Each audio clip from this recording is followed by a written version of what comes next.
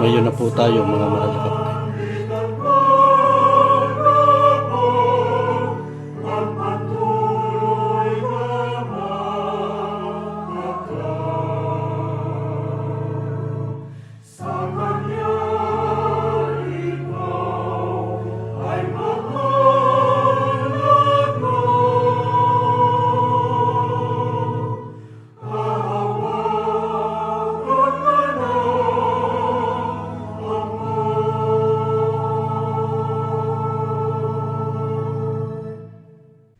Ama namin Diyos, maraming salamat po.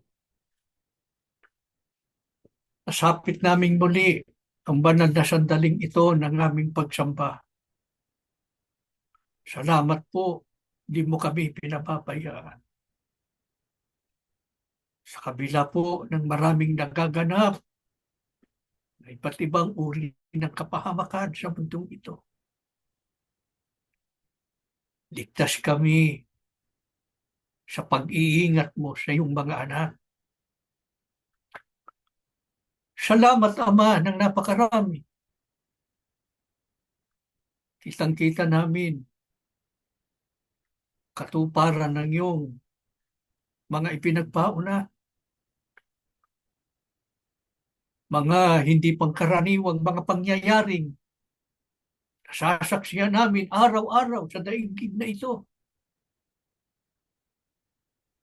Matibay na katunayang malapit na ang araw ng paghuhukom. Ipinagpapasalamat po namin ito sapagkat ang kahulugan nito para sa amin, nalalapit ng araw ng aming kaligtasan. Masasabi kami sa dakilang araw na yaon, kung kailan kami mananahanan sa piling mo, magpakailan-kailanman. Iyon ang nagsisilbing inspirasyon namin upang kami magpatuloy sa kabila ng hirap at bigat ng kalagayang aming kinaroroonan. At papatuloy kami sa paglilingkod sa iyo. Patuloy na hinahangad namin na matapos namin ang aming takbuhin. At matamo namin ang gantimpala na iyong ipinangako. Purihin ka aming Ama. Sinasamba ka ng aming mga abang kaluluwa. Pakitanggapin sana ang iyong mga anak. Tanggapin mo kaming lahat. Tanggapin mo po ang aming mga pagpupuri. Nilulwalhati ka ng aming mga Panginoong Hesus, salamat, hindi mo kami pinababayaan. Salamat po, hindi mo kami iniiwan. Patuloy mong ipinagmamalasakit ang iyong mga lingkod. Sa aming buhay, araw-araw, pag-alalay at ang iyong pagtulong, siyang dahilan ng aming pananatili. Salamat, Panginoon, sa lahat ng pag-ibig mo sa amin. Purihin ka, Panginoong Hesus. Sinasamba ka ng aming mga puso. Muli mo sana kaming ipamagitan sa Ama. Muli mong basbasan ang iyong mga lingkod. Ama, muli naming sasariwain ang mga aral mong itinuro sa amin ng iyong sumpa. At ng kapatid na Eranio Manalo noong sila'y nabubuhay pa. Pakihandang lubos ang aming mga sarili. Tanggapin namin kalakip ang pananampalataya.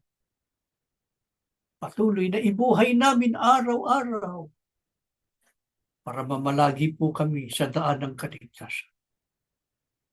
Mamalagi po kami sa diwat layunin ng pagsusugo mo sa mga huling araw.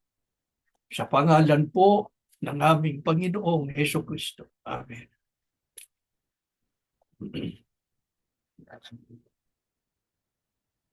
Mga mahal na kapatid, masaya at payapa po ang buhay kapag ang mga kapatid ay nabubuhay sa pagkakaisa at pagmamahalan. Ano pat maayos ang pakikitungo sa isa't isa. Sa kabilang dako, magulo at walang kapayapaan kapag ang mga kaanib ay laging nagtatalo at may alitan. Bakit po bumabangon ang mga problema at kaguluhan sa gitna ng magkakapatid sa iglesia? Ang isa pong ugat na dahilan ay ang inggit o paninibugho. Kapag ang sinuman ay alipin ng pagkainggit, nag-uudyok po ito ng galit at puot at nagtutulak naman upang manira o manlibak ng kapwa. Ano-ano ang dahilan bakit ang iba ay naiinggit sa kanilang kapwa-tao? Sino po ang isang halimbawa sa Biblia na nainggit at anong dahilan? Sa Genesis 26:12-14, sabi ng Biblia, nainggit sa kanya ang mga Pilisteo sapagkat marami siyang alipin at mga kawan ng tupa at baka. Patuloy na lumago ang kanyang kabuhayan at siya'y naging napakayaman. Sino po ang tinutukoy na kinainggitan ng mga Filisteo? Si Isaac na anak ni Abraham. Anong masamang ginawa kay Isaac ng mga Filisteo dahil sa kanilang pagkainggit? Ang sagot sa talatang 15, tinabunan nila ang mga balong ginawa ng mga alipin ni Abraham noong ito'y nabubuhay pa. Ito po ang realidad ng buhay. Ang mga taong sumasagana at umuunlad sa buhay ay karaniwan ng kinaiinggitan ng mga mapanibuguin o mga taong inggitero. At dahil po sa inggit, nakagagawa sila ng iba't ibang uri ng kasamaan laban sa kanilang kinainggitan. Gaya ng ginawa ng mga Filisteo, tinabunan nila ang mga balon na pinagkukunan ni Isaac ng tubig para sa kanyang mga hayop at mga pananim. Pininsala nila ang ikinabubuhay ni Isaac. Sino pa ang halimbawa sa Biblia na nakagawa ng mabigat na kasamaan dahil sa inggit? Sa Genesis 37:11, ang sabi ng Biblia, inggit na inggit kay Jose ang kanyang mga kapatid. Bakit? Sapagkat ang sabi sa talatang 3, mas mahal ni Israel, si Jose, si Israel, ay si Jacob, na tinawag na Israel. Mas mahal niya si Jose kaysa ibang mga anak. Dahil dito, anong masamang binalak ng mga kapatid ni Jose laban sa kanya dahil sa inggit? Sa talatang 18, ang sabi, malayo pa'y natanaw na siya ng mga ito. Nagkaisa silang patayin siya. Tunay na walang mabuting damdamin ang taong inggitero sa kanyang kinaiinggitan. Isipin niyo mga kapatid, kahit po magkapatid sa naman, hindi magkakaroon ng maayos at payapang buhay kapag ang sino man sa kanila ay pinaghaharian ng paninibugho o inggit. Isipin nga po ninyo, dahil sa inggit, nagawa ng mga kapatid ni Jose na siya ay pagtangkaang patayin. Sa panahong Kristiyano, sino naman ang halimbawa sa Biblia na ginawa ng masama dahil sa inggit? Sa Gawa 13:43 at 45, ang sabi ng Biblia, pagkatapos ng pulong, sumunod kina Pablo at Bernabe ang maraming Hudyo at mga relihiyosong Hintil na nahikayat sa Judaismo. Inggit na inggit naman ang mga Hudyo nang makita nila ang napakaraming tao. Ano ang masamang ginawa ng mga nainggit na Hudyo laban kay Pablo at Bernabe? Ang sabi, kaya nilait nila at sinalungat si Pablo. Mga mahal na kapatid, huwag po tayong papayag na pasukin at pagtagumpayan tayo ng inggit. Ipagpasalamat natin sa Diyos kung may mga kapatid na umuunlad sa buhay o sumasagana o umaasenso sa trabaho o nagtatagumpay sa kanilang mga pangarap, sa kanilang mga pagsisikap. Kapag tayo po naman ang pinagpapala at pinapagtatagumpay ng Diyos, lalo naman tayong maging mapagpakumbaba at mapuspos ng mga mabubuting gawa, gaya ng pagtulong sa mga kapuspanan. Alam po ba ninyo kung gaano kasama na panahanan ang ating puso ng inggit? Kapag ang puso natin ay pinananahanan ng inggit, gaano yan kasama? Gaano kasama na makapanahan ang inggit sa mga kaanib sa Iglesia ni Cristo? Santiago 3:16 ang sabi ng Biblia, saan man naghahari ang inggit at makasariling hangarin, naghahari din doon ang kaguluhan at lahat ng uri ng masamang gawa. Bakit? Sino ba ang pinanggagalingan ng inggit? Diyan din sa Santiago 3:14 hanggang 15. Sa Biblia na Christian Community Bible, ang sabi, if your heart is full of bitter jealousy and ambition, this kind of wisdom does not come from above, but from the world, and it is earthly and devilish. Ang pagkaingit po ay sa dyablo. Kaya tiyak napipinsalain nito ang ating pagkatao at ang ating mabuting pagsasamahan. Paano po sinisira ng inggit ang ating pagkatao at ang ating mabuting pagsasamahan? Sa Roma 1:29 hanggang 30, ang sabi ng Biblia, dahil sa inggit, naging alipin sila ng lahat ng uri ng kasamaan. Kapuktutan, kasamihan, kasakiman, maruruming pag-iisip, pagpaslam, pagtatalo, pagdaraya at masasamang hangarin. Sila'y naging mahilig sa chismis, mapanirang puri, walang pakundangan, mapagkatha ng kasamaan. Kaya ang pagiging mainggitin, mga kapatid, ay wala pong mabuting bubunga sa tao. Sinisira lamang nito ang ating isip at ang ating pagkatao. Wawasakin lamang nito ang pag-iibig ng mga kapatid at ang maayos na pakikitungo sa isa't isa. Higit sa lahat, bibigyan lamang nito ng tagumpay at kaligayahan ang dyablo. Hindi tayo sa dyablo, mga kapatid. Tayo po ay sa Diyos. Kaya ang Diyos ang ating bigyang lugod at kasiyahan. Itakwil po natin sa ating buhay ang inggit.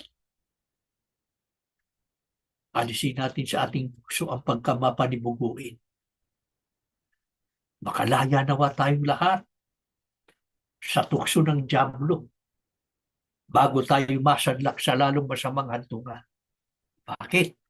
Ano ba ang lalong mabigat na magiging wakas o hantungan ng mga taong inggitero o mapanibuguin? Ano ang pasya ng Diyos sa mga alipin pa ng laman gaya ng mga pinaghaharian pa ng inggit? Sa Galatia 5:19-21, sabi ng Biblia, ang mga nagsisigawa ng gayong mga bagay ay hindi magsisipagmana ng kaharian ng Diyos. Hindi maliligtas. Wala kang buhay na malwalhati. Sino yung mga nagsisigawa ng gayong mga bagay? Aling mga bagay? Ang sabi sa taas, ang mga gawa ng laman. Ano yan? Inisa-isa sa atin ng Biblia. Ang iba't ibang uri ng kasamaan. Yan ang mga gawa ng laman. Ano-ano? Pakikiapid, karumihan, mga pagtatalo, mga paninibugho. Paginin nyo, mga pagkakaalitan, mga pagkakabi-kabi, pagkakabahabahagi, iwang pananampalataya. Ito pa, mga kapanaghilian. Ano ba yung paninibunggo, pananaghili? Kasing kahulugan lang yan, inggit. Magkakasing kahulugan yan. Paninibunggo, kapanaghilian, pagkainggit, gawa ng laman. Ano dapat nating maunawaan? Hindi po ang itinuturing lamang na masama o kasalanan yung pagnakaw ka, paglasing, pumatay, makiapid. Kasalanan din yung mainggit. Gawa rin ng laman. At isa ang hantungan ng gayong mga tao. Hindi sila magsisipagmana ng kaharian ng Diyos. Kung hindi magmamana ng kaharian ng Diyos, saan sila hahantong? Doon sa kaparusahan. Sa dagat-dagatang apoy na siyang ikalawang kamatayan.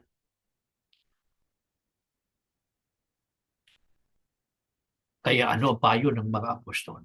Sa lahat ng mga kapatid sa iglesia, upang manatili ang kapayapaan at mabuting pagsasamahan ng bawat isa. Sa unang Pedro 2:1, sabi ni Apostol Pedro, talikuran na ninyo ang lahat ng kasamaan. Lahat, pansinin ninyo, talikuran na ninyo ang lahat ng kasamaan.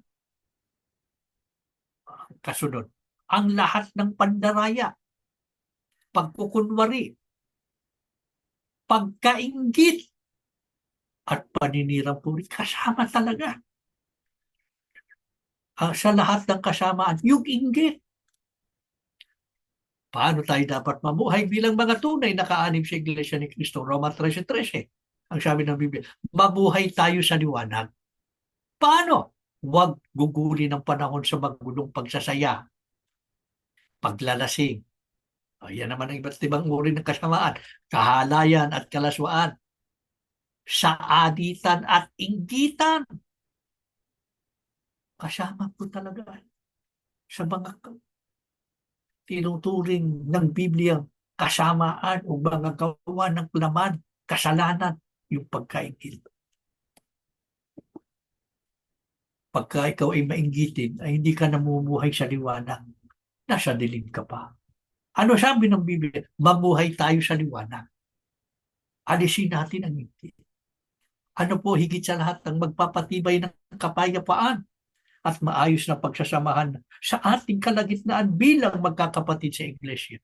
Sa Filipos 2:1 hanggang 2, sabi ng Biblia, magkaroon kayo ng iisang kaisipan. Mabuklod kayo sa iisang pag-ibig.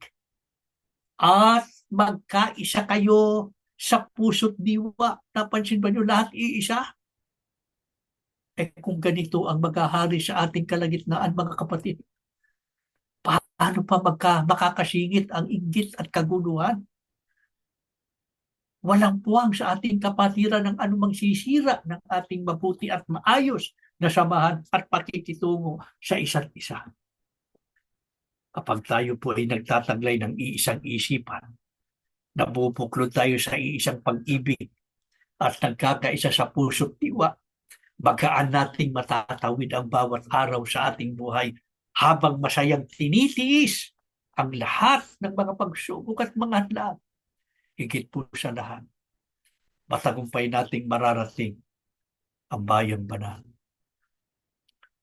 Maawa sana ang Diyos na tulungan tayo araw-araw na maisakatuparan natin ang kanyang mga kalooban. Maghari sa atin kapayapaan, ang pag-iibigan bilang magkakapatid sa tunay na iglesia. Opo, pahirap ating kalagayan sa panahon ito. Pabigat ang mga pagsubok. Dinaragdagan pa ito ng bigat ng mga nangyayari ngayon sa mundo na lalong nagpapalubha ng kahirapan at ibang suliraning panlipunan. Apektado tayo sapagkat narito tayo sa daigdig. Nakikiraan tayo at naglalakbay. Meron tayong Ama, ang Diyos na makapangyarihan sa lahat, na laging nakasubaybay sa atin, laging nakatuon ang paningin sa atin mula sa langit na kanyang tahanan at laging nakahanda na makinig sa ating mga panalangin. Lalo na po sa ating ganitong mga pagsamba. Kaya lagi nating samantalahin pagka tayo narito sa pagsamba para laging maghabilin sa Kanya ng ating buhay. Di lamang para tayong makatawid araw-araw sa mundong ito, kundi higit sa lahat, patuloy na maitaguyod natin payapang paglilingkod sa Diyos. Sa kabila ng maraming mga hadlang ay mapagtagumpayan natin at makarating tayo sa hangganan ng paglalakbay. Ang pananahanan natin sa bayang banal magpakailan-kailanman. Ito po sana ang matupad sa ating lahat, mga kapatid. Ang Diyos nawa ang ating maging kasama araw-araw. Siyang gumabay sa atin patungo sa kanyang piling. Tumayo kayo, mga kapatid. Tayo po'y mananalangin. Ama namin Diyos, maraming salamat po. Muli nang mo pong ipinakunita sa amin siyang mahalagang aral. Dapat naming patuloy na maisakatuparan sa aming buhay upang patuloy na maging karapat-dapat kami sa iyong banal na harapan. At sa gitna naming magkakapatid, papanatili namin ang maayos na pagsasamahan, ang pakikitungo na mabuti sa isa't isa. Payapa kaming makapabuhay at makapaglingkod sa iyo. Mag-alalayan, magpayuhan, magtulungan, magkaroon kami ng iisang diwa at pag-iisip. Mapuklod kami sa pagkakaisa, lalo na po sa pagsunod sa iyong mga aral. Maawa ka lamang aming Ama. Tulungan mo po kaming lahat. Hindi namin kayang mag-isa. Ikaw lamang ang aming kailangan. Huwag mo kaming bibitiwan. Lagi mo kaming palakasin. Lagi mo kaming pangunahan. Lalong magliwanag sa puso namin ang iyong mga aral upang itong lagi naming sundan. Makita po namin itong aming ibinubuhay araw-araw na magbigay lugod sa iyo. Ang buhay namin magkaroon ng kabuluhan sa iyong paningin sa paraang lagi malwalhati ang iyong pangalan sa lahat po ng aming mga ginagawa. Alisin mo sa puso namin ang inggit. Tulungan mo pong makapamuhay kami ng ayon sa iyong katwiran. Panginoong Yesus, ipamagitan mo po kami sa Ama. Alalayan mo kami araw-araw sa maraming mga pagsubok. Tanglawan mo ang aming mga puso at palakasin mo kami. Lagi kaming tulungang magpanibagong lakas at magpanibagong sigla. Tulungan mo po kaming lahat. Matapos namin ang aming takbuhin. Makapiling ka namin, lalo na ang Ama, sa bayang banal na iyong ipinangako sa amin. Alalahanin mo, Panginoon, ang mga may sakit. Pagalingin mo po sila. Lalo na po ang kapatid natin. Bigyan mo pa ng buhay at lakas. Mga kapatid naming nabubuhay sa mga kapigatian, mga kalumbayan, mga nagtatago pa hanggang ngayon, lalo na ang mga nasa bilangguan. Bigyan mo silang lagi ng kaaliwan. Bigyan mo lagi sila ng kagalakan sa puso. Pagkaloob ang kanilang pangangailangan. Maawa ka, Panginoon. Makalaya na sana ang mga kapatid naming nasa bilangguan. Baka piling na po sana nilang muli kani-kanyang pamilya. Ama, nananalig kaming lubos. Narinig mo po ang aming mga panalangin. Muli mong pinaspasan kaming magkakapatid. Sa dako pa roon ng aming mga buhay, mamamalagi ka po sa piling namin. Di mo kami iiwan. Ikaw ang aming kanlungan. Ikaw ang aming lakas. Ikaw ang aming sanggala. Nananalig kaming lubos, hindi mo kami papabayaan. Hinihiling po namin ang lahat sa pangalan po ng aming Panginoong Hesus Kristo. Amen.